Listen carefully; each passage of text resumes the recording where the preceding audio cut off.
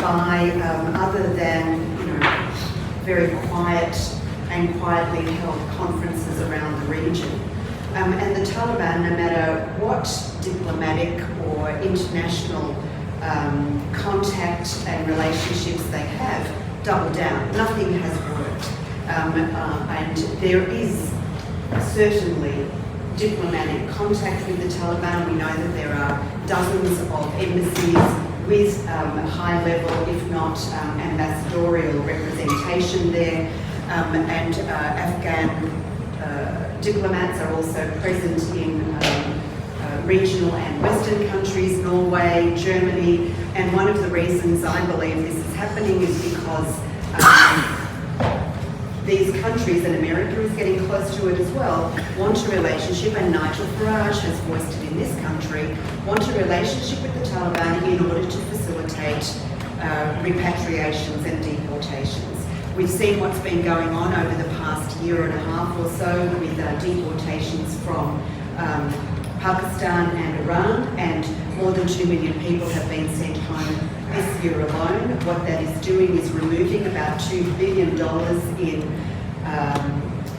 remittances being sent in to support people in Afghanistan, so that money is also gone. We also know finally in black and white from SIGAR, the Special Inspector General of Afghanistan Reconstruction, which has just released its last report saying that more than 50, up to 60, possibly even 70% of the international aid that has been poured into Afghanistan over the last 4 years has been stolen, diverted by the Taliban for their own purposes, not reaching the people for whom it is meant and for whom taxpayers of Western and other countries give in good faith to support extreme need in Afghanistan. It's just going, it's being stolen. So I'm not a believer, as the General is, in diplomatic recognition or engagement as a solution to the problems that exist. I believe in punishment because that money is not getting through to the people who need it anyway. Let's take it away from the people who are stealing it to send a message that it's finally